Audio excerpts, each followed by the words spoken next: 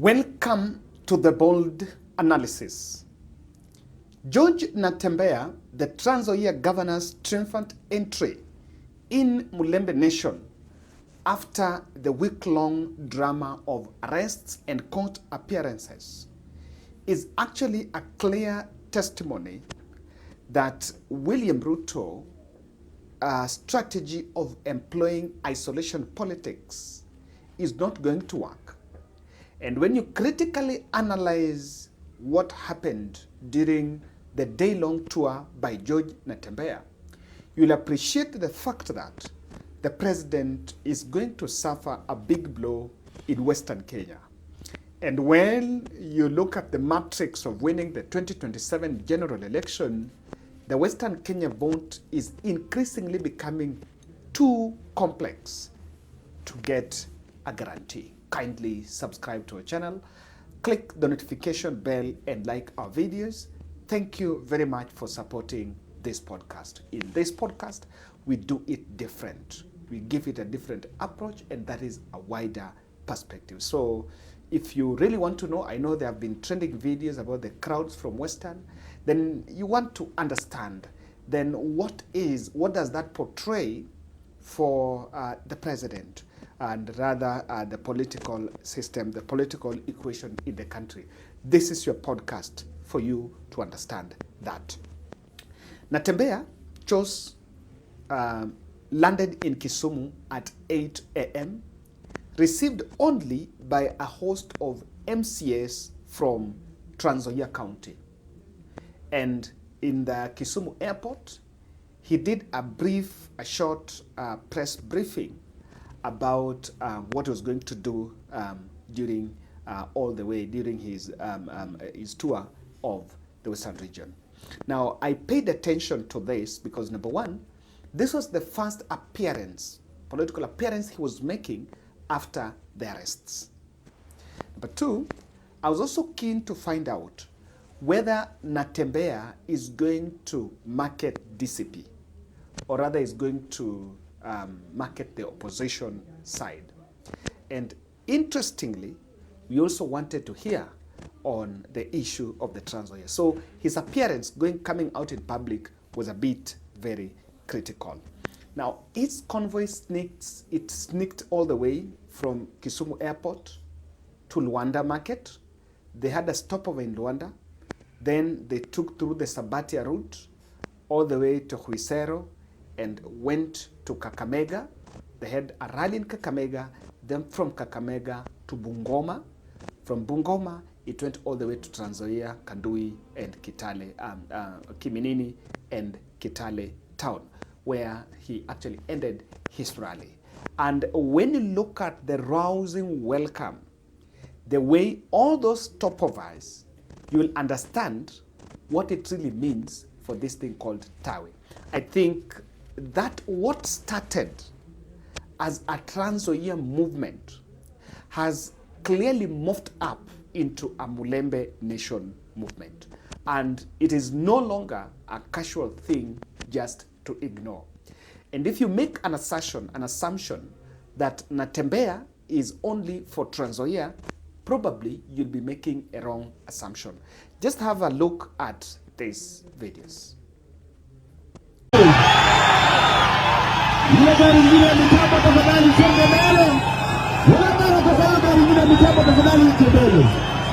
Tukisema harambee tunasema Natembeya, sio? Tukisema harambee tunasema nini? Harambee! Harambee! Natembeya kama gavana, Natembeya! Basi. Ile gari ingine ya mitambo tafadhali isonge mbele. Ile gari ingine ya mitambo isonge mbele.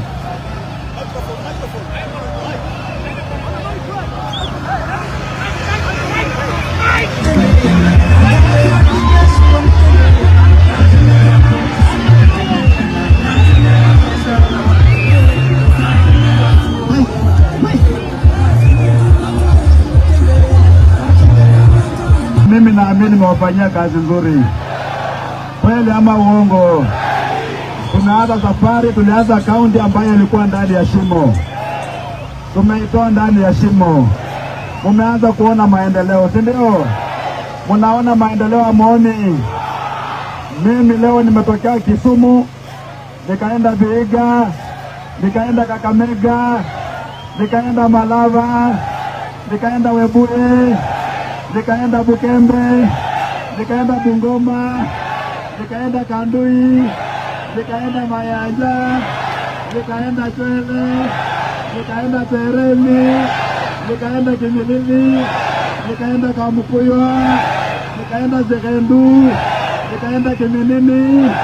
Nimefika sijafika? Nimefika sijafika?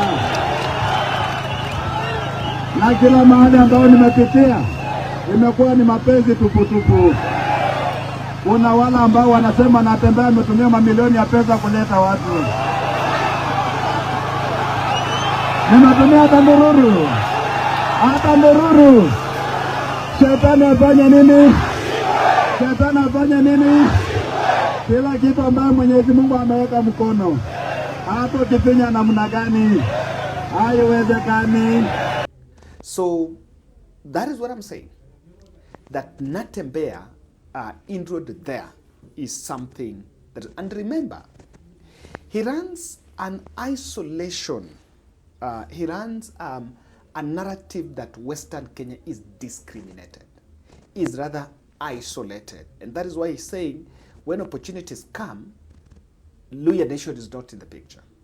He's also saying that while Luhya Nation has been under Raila Odinga has not given them enough. Remember, Western MPs believed to date that it was Oparanya who was supposed to be the energy, who was supposed to be the financiers, the treasurer CS, before things were swapped and it was handed over to Mbadi. So the Western has been running this. And I'm saying that isolation politics is clearly something that is going to disadvantage the president. Why? Looking at the kind of political aggression in Mount Kenya, do you know that Kithure Kindiki has been given some cash? A lot, billions if not millions, to traverse Mount Kenya region and dish that money. And that is a way, of course, they're trying to package it with so many English and so many jargons, but it is just a political campaign and program is targeting Mount Kenya. Now, today, Bomet Senator Hilary Sigei was in Citizen, and Sam Gituku asked him 3 times, where are you getting the money and where it is that region? And I can tell you, if you look at the way he was fumbling, you'll understand that the president is in some panic. The philosophy, as you've asked, behind it is to empower these groups. Most of the groups targeted by this particular program are groups whose businesses, whose daily income generation is below $1 per day, for example. Let me just use that, not necessarily the exact figure. When we go out to an empowerment program where we have picked, if I had Katete right, he said various groups have benefited from those places that this program has been undertaken. The groups would mean boda groups, Mama Mboga, the guys in Kinyosi, the people who are in the bottom of the pyramid, whose capital, for example, for purposes of a business enterprise, to enable them pay their school fees for their children in a public school, to earn a living. School fees in a public school? I mean, I'm just saying, school fees in a public school is not necessarily the money that you pay. I know it is, but there is always an additional cost. For instance, uniform. The government doesn't buy you. So, for Professor instance, Kindiki is food sponsoring. Doesn't buy you. No, Sam, buy uniform. Why can't you allow me to just say this? Still with you. I've not taken the mic away from you. You are disrupting the flow of my thought. The people, in most cases, the area MP or the area senator or even member of county assembly or even the governor. Some of these you will see almost all the leadership come, all the leadership from within the county across come to support the program. Where's the money coming from? These groups will at the end of the day, some go home with something. Part of Kenya Kwanza. Where is the money coming from? Part of Kenya Kwanza. Senator, surely. I am answering you. Can you hear me? I can very well. Asking, where is the money coming from? Now, that's the first question. Do you want me to answer the question sequentially? Let's answer my question. Thank you, Sam. Part of the group that has been selected will go home at the end of the day with money. Now, to your question, where is the money coming from? I'm answering. That is why I told you, if you allow me, I plan how to respond. The money, for instance, from I as a senator, I earn a salary at the end of the day. That's number one. Number two, I run a small enterprise. And you haven't done it yet, surely. Number three... Surely, Senator, you're failing your people. Number three... You haven't done the empowerment Number three, all these people... by there I'll be inviting you. I'm planning one. All these people, the leadership. I mean, the deputy president, you cannot ask where is he getting the money from. He earns a salary. Why shouldn't I? He's got... No. I mean, I wouldn't say also, I know he earns 1 million and he's going to devote. We have got friends who are in business. Okay. And all of us here do this empowerment program. Earlier on, we spoke about us doing fundraisings every day. Where do we get that money from?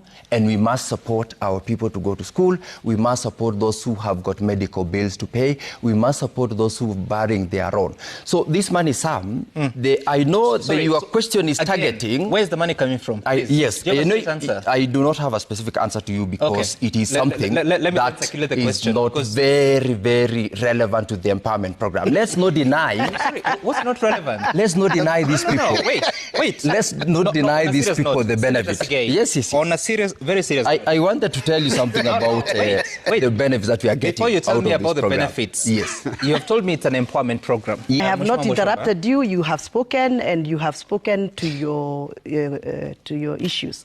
So it's unfortunate that Senator is here telling us about this empowerment program and trying to defend something he has not even experienced. He has not. Oh, I have. This to me. Excuse me, Senator, I am. I have participated. I'll give you a chance to right of reply. I did not. I have participated in this program. Please take some notes. I'll give you a chance. Yeah. You have given him about 5 minutes to express himself, and he has said nothing. So now you see where the problem is. You're out of order. He's not able. He's not able to defend any. So, William Ruto has understood Mount Kenya is going. He's isolated other regions and dispatched Kindiki in Mount Kenya. On that other end, Mulembe Nation, Natembeya is running with the narrative that we've been left out. In fact, let me say something. Let me just make this observation at this point. Do you know that, and someone brought this argument, that in Western Kenya, the president's PA is the man with the money. So he has choir leaders, some MPs and some women reps there. But Wetangulas and Mudavadis, who could have done that, are not in the picture. And Mudavadi has been given some international job. Mudavadi is always out of the country, maybe working for some World Bank or IMF somewhere. So Mudavadi is no longer in the country. So the person that has been dispatched at that other end, and I think this came from Caleb Amisi, that the person that has been dispatched the other end is actually Farouk Kibet. So the Western question is one that is coming back, and the whole country, the country is going to take a lot of, the project is going to take a different shape because of politics of isolation. Why? Luo MPs are telling the president that, Mr. President, you need to go and borrow to develop our areas because previous governments borrowed and was only developing other areas. Yes. Now, this kind of messaging is supposed to, and we've had Raila's brother, Oburu Odinga, even saying that, and they're saying that when Mbadi is dividing the cake, Mbadi should make sure that Western and the other end has received a big lump sum because they've been paying taxes and money is being borrowed and they're not benefiting. this is a factor that is emerging, and I'm looking at it this way. Much as you want the vote, on one end you are preaching the politics of unity. We need to work together. But on this side of the mouth, you're talking about you need to work together. On this other side of the mouth, you're saying, I need to get more. You just need to continue borrowing. So what exactly is it? And especially the issue of debt was raised by the person that has been so vocal about debt is Ndindi Nyoro. So when Ndindi Nyoro says debts, he's told, people say, no, we borrowed previous debts, and those previous debts only helps a specific region. We borrowed, and when you're in the budget committee, I don't know you took how much to your constituency. But then that kind of politics is not going to favor the administration. And I want to tell you, I just wanted to say something that most people are debating. People are debating about what we call public debt. And Your Excellency, there is no economy, there is no country, America, China, Great Britain, India, all these economies, there is no economy that is surviving without debt. Debt is part and parcel of an economy. Even in households, debt plays a very big role. Therefore, Your Excellency, because of the guidance you are giving us as we make this budget, we know that we are going to borrow prudently, but I want to tell you that we must borrow as an economy so that we can do development projects. And because you have guided us that going forward we are going to borrow prudently, we are going to maintain physical deficit as a percentage of GDP, we are going to maintain it at below 5%. Your Excellency, this is what we are going to do as your team that is working for you. Your Excellency, lastly, the country is moving in the right direction. We are looking at all economic fundamentals that determine whether the country is on the right path or is on the wrong path. Your Excellency, we are on the right path. And I want to tell everybody that the era of blaming all problems on the presidency is gone. We are in it, all of us. We are participating in budget making. We are participating in governance. So don't blame the president alone. Blame everybody. We are together. So all the blames of misgovernment or problems must now be directed to all of us, so that it is no longer about Zakayo. Zakayo is not the one writing the budget. Zakayo is not the one who is the Minister of Treasury. Zakayo is not the Minister of Health. So I want to urge Kenyans, even some of the leaders in my party, who have taken the advantage of putting blame or empty criticism as their way of politics. You know, your senator is a very good friend of mine, Senator Sifuna. I have told him that your senator, you know, kupinga maneno is very good, but it gets to a stage when you must take responsibility as a leader and also say that this is what I'm also doing. You cannot be a leader whose job is only to criticize. Some of these criticisms are so empty that in the end you become a leader who has no future. So I want to tell everybody, leaders, especially leaders, that the country now belongs to all of us. We have been given a structure of governance where everybody has a role to play in governance. So let us play that role without putting empty threats and criticism to the leadership. I really pity when, you know, something that you can engage the leadership, something can engage the president and get a solution, you do it. Your Excellency, I want to thank you for the instruction you have given me about electrification in the slums. I want to tell you, Your Excellency, that you instructed me to ensure that we preserve a budget, to ensure that... And it is that is causing a lot of trouble. I saw in Kibera, Samuel Atandi, I don't know the name, the full name is Samuel, he was actually attacking Sifuna about don't criticize. And it is that kind of cheerleading squad, that is the kind of politics they're actually taking. So, and I've demonstrated to you how the isolation aspect is happening. In Mount Kenya, we are taking money, give the pit go. When you go to Western side, say, you know, you need to borrow to come and help us, you need to give us. And I can tell you, wait for the speeches during Madaraka Day. They're going to be very pathetic speeches. Then someone start questioning, how is Mombasa?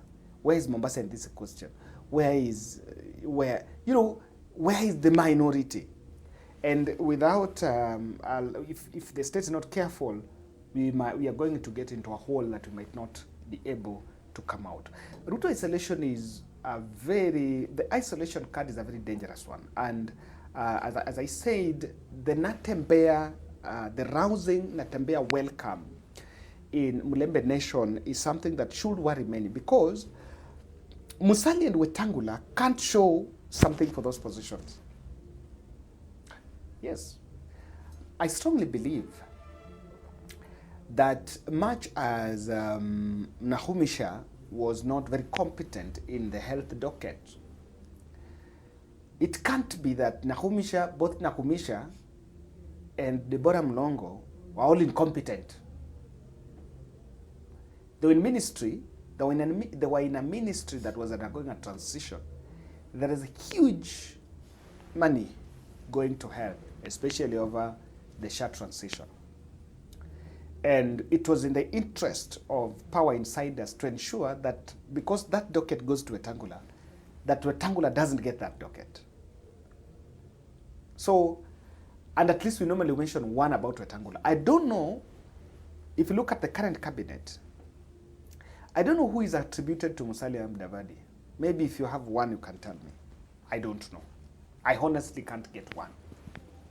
Who is there because of Musalia Mudavadi? And even away from it, there are other things happening.